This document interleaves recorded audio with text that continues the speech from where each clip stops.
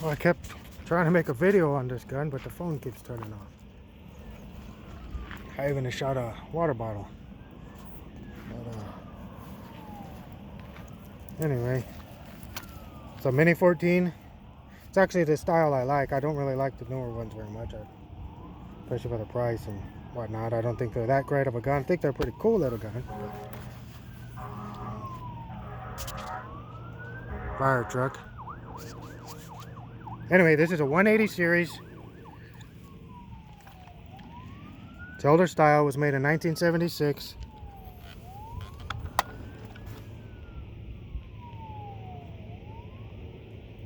Got the 180 prefix. It's got the little metal band like an M1 Grand, which I think it makes it look so cool. It's got the old style sight. This one's actually missing the bolt hold open, or part of the bolt hold open mechanism. It doesn't affect it otherwise. I think the stock looks kind of cool on it. It's a bit different shape than the newer minis, or maybe even the older ones, but the ones that are post 180 series. It's actually got a roller in it. Instead of just a round lug on the bolt, it has actually roller, like a bearing that rolls around like an M14. I don't really know if there's any other differences. This one shoots fine. People complain about them shooting a big... You know, I could get a 2-inch group at 100 yards with this gun. But maybe I just got lucky with this one. I could outshoot my friend's AR-15. This thing has a beautiful trigger. It's probably got the best trigger on any of my guns. It's been worn in. This gun is very worn.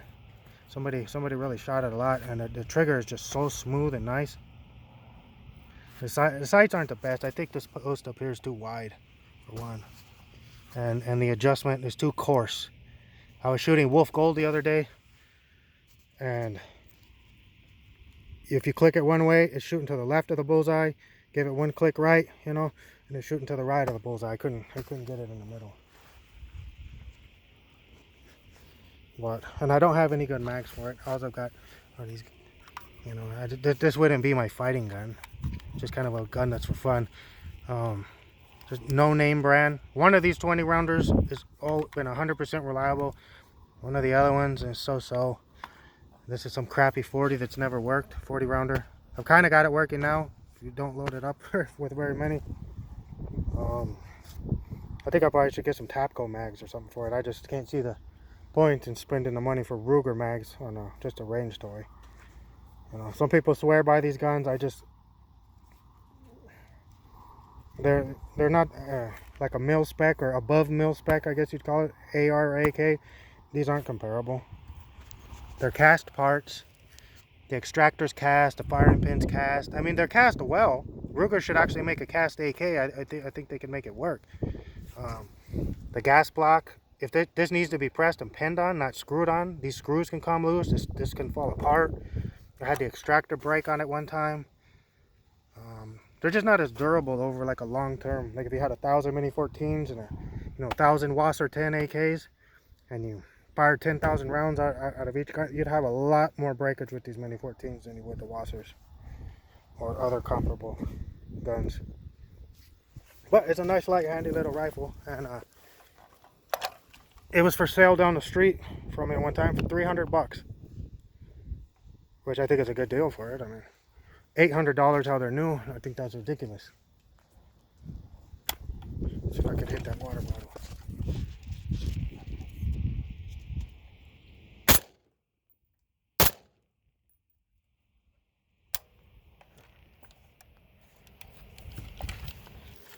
And like I said, it doesn't have the bolt hold open, so it just clicks like an AK now. But I actually traded a Tech 9 for it. I didn't have the money. I called up my friend. Hey, this guy's got a gun for sale. $300 Mini14. My buddy bought it. I shot it and I kind of liked it. It had some problems. It malfunctioned. It needed some recoil spring. For one thing, it was constantly malfunctioning.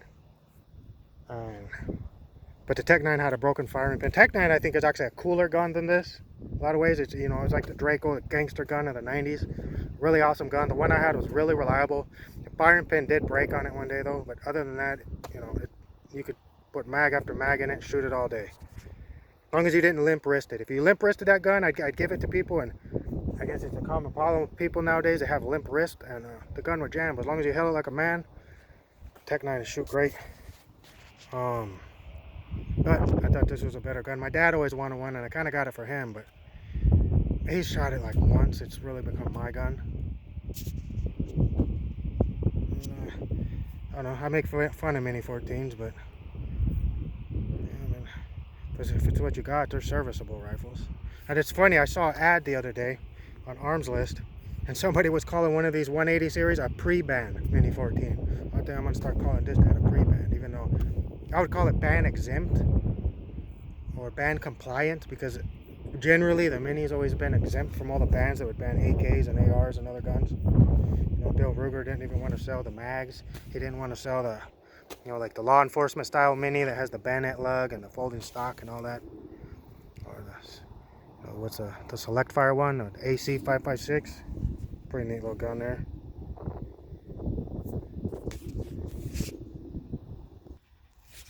I like it to a point. It's light recoiling, it's accurate. I don't know if I mentioned it. I think I did on one of the videos. It kept cutting out.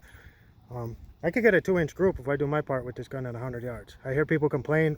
I think this one, I just got a lucky one. It's got a good barrel on it. My friend had an AR-15, like an M4 kind of style, with the iron sights, and I could get always half the size group with this rifle as opposed to his AR. It was an American Spirit Arms, 16-inch barrel. This thing has a beautiful trigger though. I mean, it's probably got the best trigger of all my guns for the most part, besides my dad's target rifle. But this thing's definitely well worn in, and this trigger is just sweet.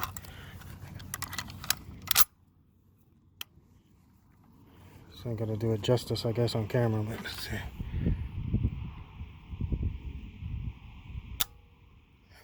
It's just nothing.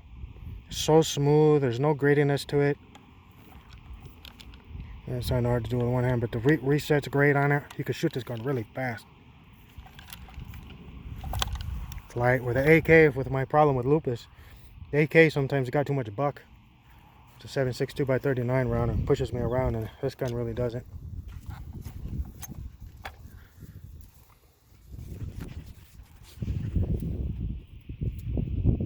Oh, one last thing. What I would do with this, if I was going to make this gun or use this for anything serious,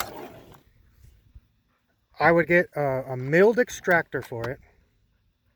I would get a milled firing pin for it. I'd make sure these are on really good. I'd stake them down. I'd use Loctite. And then I would take a welder and I would tack weld. You could cut it off later if you really need to clean it. And I would tack weld this gas block on, so there's absolutely no way in heck that this is going to come off. Get some good magazines for it. And I think it'll be alright then. Doesn't matter. I mean, these parts are cast. They're not known to... Unlike the Century AKs, I don't really hear stories of these losing headspace or anything.